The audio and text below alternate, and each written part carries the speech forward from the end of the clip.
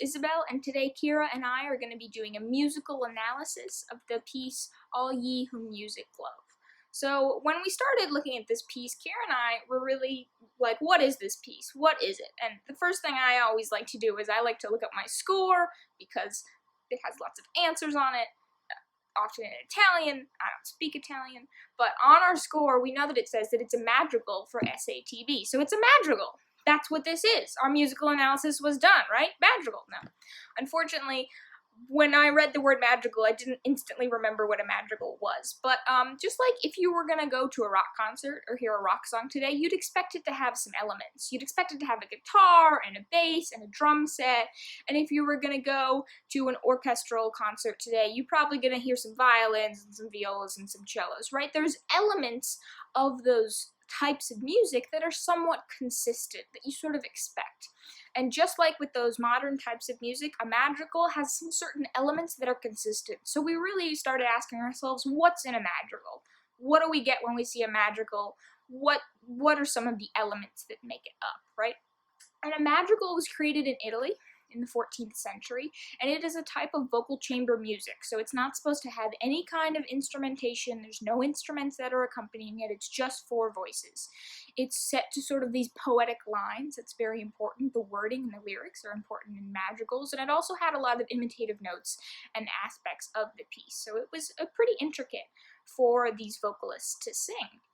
But when we were doing research into All Ye Who Music Love, we actually found that All Ye Who Music Love could actually be considered what's called a villanella.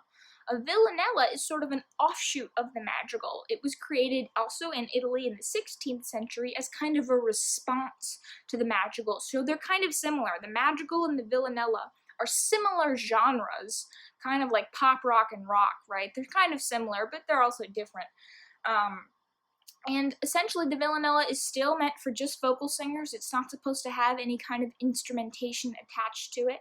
And it still placed a very importance on the lyrics, on the poetic lines that the singers were singing themselves. But there were some differences that can be found among the two. Villanellas were often a little simpler. They were sort of created in response to the madrigal, and as such, they were meant to be a little bit more accessible for musicians to sing. They often didn't have some of this more complicated notes and repetition in the music that we would see. But it could be different. Some villanellas looked very close to madrigals. They looked very similar, where others would be considered whole other genres of music and would be easily distinct. But really, if we were to go back to like 16th century Italy, we would probably find that people would really be able to tell the difference between these two. They would have a sharp ear for them. Just like today, you would hear the difference between rock and pop rock, or country music and pop music. You'd be able to tell. They would be able to tell the difference between these villanellas and madrigals. Hi everyone, and thanks Isabel for that awesome explanation as to what a madrigal is. So just to reiterate, we know that madrigals started in Italy. They are generally based on poetry of the time, and they were settings of poetry, so musical adaptations of this poetry.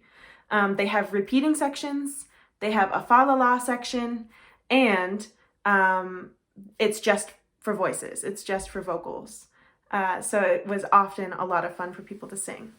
Some examples of this repeating pattern in your music would be All Ye Who Music Love is repeated a lot. That textually is repeated a lot. And then the other section would be, Oh, come to us who cease not daily, who cease not daily, who cease not daily, over and over again.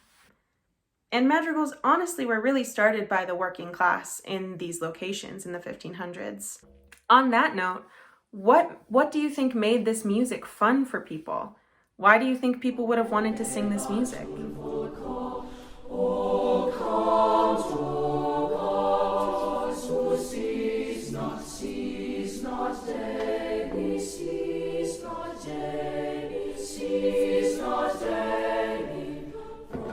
Some of my thoughts when I think about this music are that it's fun, it's energetic, it's bubbly. And a lot of people really enjoyed that. And the different places where people come in and sing is a lot of fun. Also, it was a way to have music that wasn't purely religious for religious reasons, which was where a lot of the music was coming from of the time. These songs were a kind of folk style that derived from the need for music outside of the church, Even though the church was the people who had money to commission different composers to write music, the working people just made their own music and they made their own songs.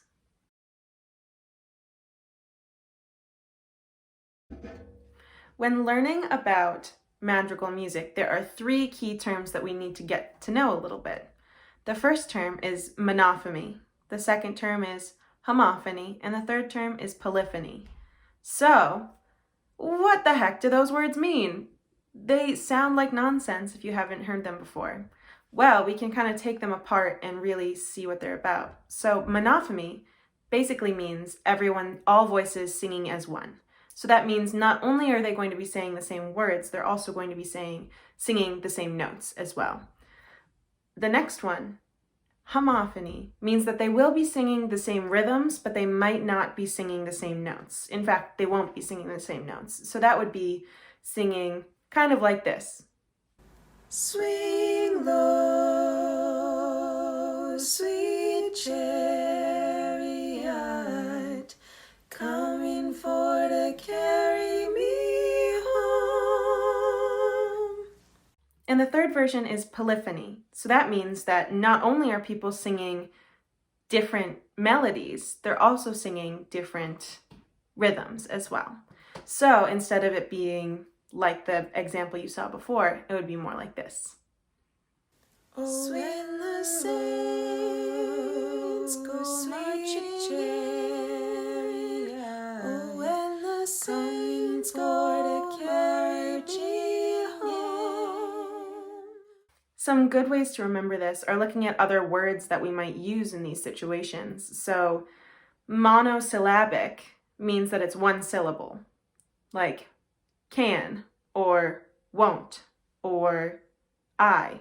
A good word to remember with homophony and the root homo, which means the same, is to remember the term homophone, which are words that sound alike but mean something different. So they are in one sense the same, but also a little bit different. And a good word to use with polyphony, to remember polyphony, is to remember the term polygon, which you learn in math, which means to have many angles, many different angles. So these 3 forms of musical structure can actually be found in many different types of music, whether it's monophonic, homophonic, or polyphonic. So we're going to talk a little bit more about these types of music textures. We talked about these 3 types of textures used in music, whether they're monophonic, homophonic, or polyphonic. I have a very hard time pronouncing all of these, so I apologize in advance. And in All Ye Who Music Love specifically, there are 2 types of these musical textures used, right?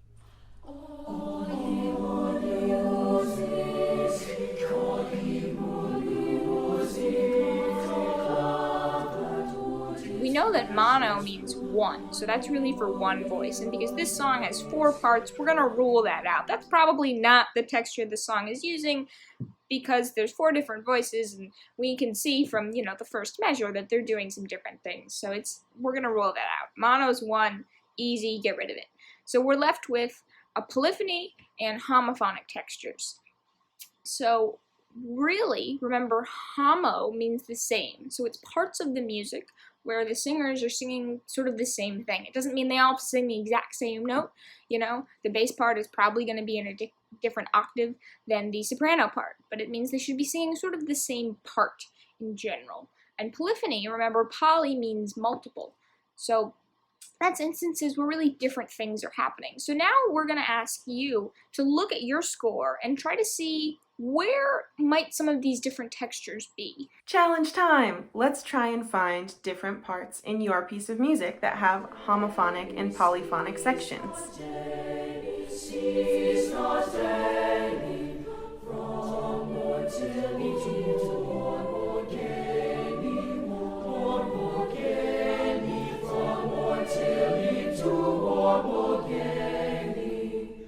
Some songs, some madrigals, some villanellas will be entirely homophonic or really have more polyphony. This song has a mixture of the 2, and it's interesting to look at these pieces and see, well, is it homophonic halfway through and then it goes into polyphony, or vice versa? Does it switch throughout? Does it alternate every 8 measures or something like that? So I would recommend looking around rehearsal number 2, there's definitely an example of one of those there, either polyphony or homophonic textures. And really between rehearsals 2 and 4, there's the big circle 2 and the big circle 4. There's some good examples there. It's throughout the entire piece. You can look wherever you want. But yeah, see if you can identify a few instances of where these different textures are. Can you see where it transitions, when it's homophonic and when it's polyphonic, and how that's used throughout the piece? And then really think about, what does that do? What does that provide to the piece when one texture is used over the other? So continuing to think about this idea of different musical textures within pieces, we come to the song April is in My Mistress's Face, which is very similar to our piece All Ye Who Music Love, but it does some things differently, and it's very nice to listen to. April is also based on poetic lines, so the lyrics are artistic and descriptive, and that's how they're intended to be.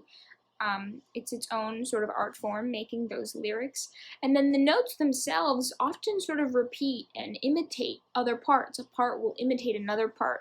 It always reminds me of round forms when you sing row, row, row your boat, and then by the time you get to the second verse, your partner's singing the first verse, and then I get confused and I have no idea where I am anymore. But they do it much nicer in April is in My Mistress's Face, and it uses a lot of these elements of text painting that we've been talking about, all of these examples of homophonic and polyphonic different textures, right? So in the opening of this song, we can definitely hear lots of voices are singing all at once, and they've got different rhythms, and there's different notes, and it really gives this sort of joyous texture and joyous tone to the piece.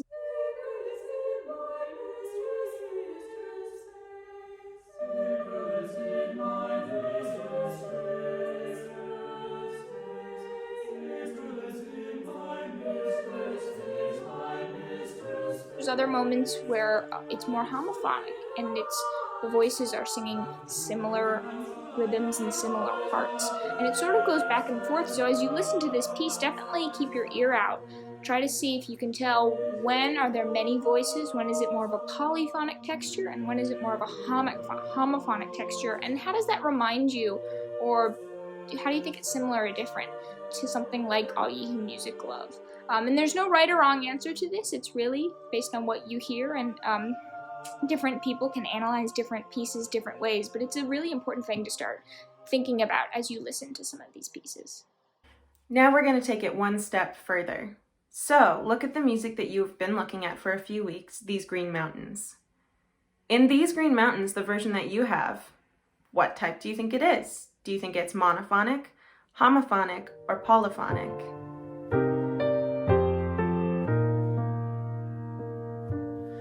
These green hills and silver waters are my home. Now we're going to show you an example of this song in a different arrangement of These Green Mountains by Bella Voce.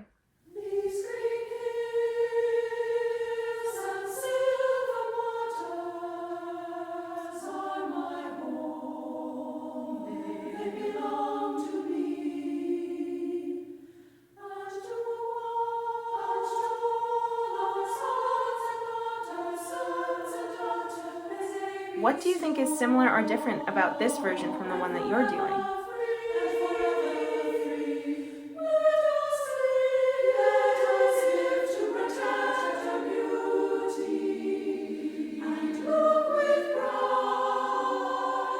Some examples that I came up with were all of these voices are treble voices, so they're in the higher octave. Next, it's polyphonic, where yours is monophonic. And third, the same words, but it's just a totally different arrangement. Thank you all so much for hanging out with us today. It was really a lot of fun to make this video for you, and I hope that it was helpful and that you learned something. Thank you.